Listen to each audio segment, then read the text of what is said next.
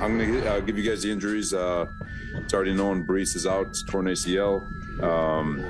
ABT is gone. He has a tricep that's going to require surgery, so he's done for the year. Yeah, it's always tough. Those are two potential Pro Bowlers between Breece and ABT, and we experienced this back in 2020 when at San Francisco we visited this organization and lost a handful of guys to the season. But it's the NFL. It's next man up. Michael Carter has proven that he can carry the load, and Ty Johnson has done a really nice job. And with our offensive line, we've been, it's been all year with guys shuffling, and just got a lot of faith in the guys that are here to be able to step in and continue to do the job that was done before them. AVT, Alijah Vera-Tucker, the Jets' right tackle, out for the season with a triceps injury. That was the surprise yesterday from the injury standpoint, because we expected to hear that Breece Hall, young star running back, Rookie of the Year candidate, is out for the year with a torn ACL. But then the other surprise came last night. The Jets going out and making moves to replace Breece Hall, picking up James Robinson, undrafted star for the Jaguars, had over 1,000 yards rushing as a rookie. They get him for a 6th rounder that can become a 5th rounder if James Robinson reaches certain performance levels. That's big for the Jets, and I like that attitude. We have a need. We're going to go fill it. And there's some guys out there who are available. You got Cam Akers. The Rams are trying to unload him.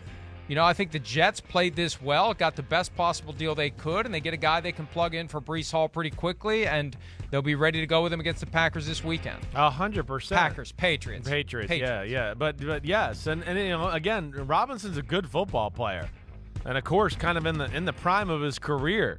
And the Jets, the style of football they're playing, this is where you got to be proud of them the last 2 weeks. Defense, run the ball. One of our young guys make a play.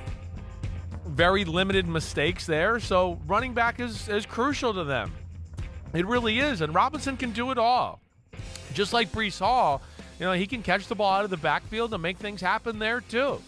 And honestly, he's a real workhorse between the tackles. He might not have the ability to go 70 yards to the house like Breece Hall, but man, he can still rip off some big ones, and he runs with some aggression between the tackles. So that's where I love it too. You're right, Mike. They got a lot of positive things going there right now, and I think you add that with the offensive line injury there. They can't just rely on Michael Carter to be the go-to guy. He's kind of a smaller, not true bell cow type running back. So I think this was a smart move by the Jets all the way. And talk about getting a ticket out of purgatory. I mean, the guy had 1,000 yards rushing for a team that won its first game and lost 15 in a row in 2020. And then last year he endured the Urban Meyer disaster. Now he gets to join a team that has very real playoff aspirations. So good for James Robinson. Because he was undrafted, contract expires after this year, but the Jets would have his rights as a restricted free agent. So they're going to keep him around if they choose to. Yeah. Who knows what will happen next year? Breece Hall presumably will be back and be ready to go. What do they do about Alijah Vera-Tucker? How much does that hurt? I mean, a lot. Alijah Vera-Tucker, he's their best lineman. He's extremely talented. Not only is he really a special guard, but we saw during this year too. I mean, he can play tackle when you need him to. Played it in college, can do it at a pretty high level. So that's where it stinks. And again, it's an offense that, is not trying to right now throw the ball for 300 yards and play. They're playing smash mouth and conservative.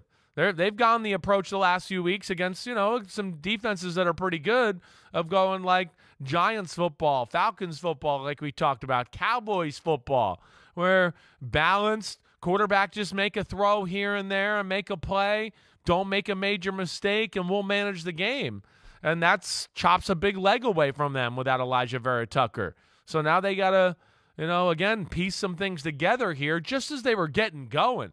Just as Dwayne Brown's back healthy and you're starting to go, man, the Jets O-line, look at this group here. So that's where it stinks for them, Mike, that they're not going to have these guys down the stretch with some good defenses they're going to be playing down the stretch of the season too. They've had plenty of injuries on the offensive line. You mentioned Dwayne Brown. He's back. Mekhi Becton was lost for the season back during training camp. George Fant is eligible to come off of injured reserve this week, so maybe some help for the Jets. But I'm encouraged by the fact that this wasn't a panic move. They didn't give up. Now, look, James Robinson is not Christian McCaffrey.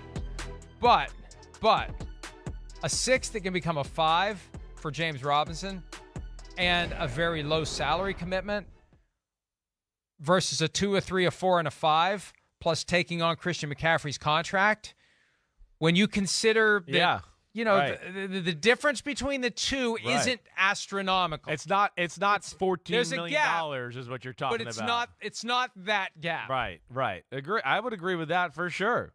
I mean, and Robinson, to your point, is in the prime of his career here, where McCaffrey's been banged up and injured, and I know he's more talented, but yes, and with the way the last 2 years set up for James Robinson and the fact that he's getting traded now, he's not going to be able to put up the statistics or anything that's going to go, oh, hey, the year's over. You guys got to pay me like a top running back in football. So that's where it's a win-win. They might get a guy, they go, hey, this is our bell cow starting running back for the next 3 years, and he's in the prime. They didn't have to give up much to get him, and they might not have to pay him, anything as far as big-time market value that is concerned. So that's where it is all positive. And we'll see where this goes here, but I do like the Jets. Again, you could say what you want. The Jets are showing. They've done some good things in the draft, in free agency. Joe Douglas knows what he's doing in the front office there in New Jersey. He does. And they got a lot of positive things about their roster already. Been unfortunate with injuries, but this was another, I think, smart, aggressive, tactical move by them. And there's an inherent impatience that a lot of teams have, and the Jets are one of them, and it's good that the Jets are starting to bear some fruit before Woody Johnson can get impatient with Joe Douglas. So Jets moving in the right direction. Hi, it's Mike Florio. Thanks for watching PFT on YouTube. Hit subscribe for the latest news and analysis from Pro Football Talk.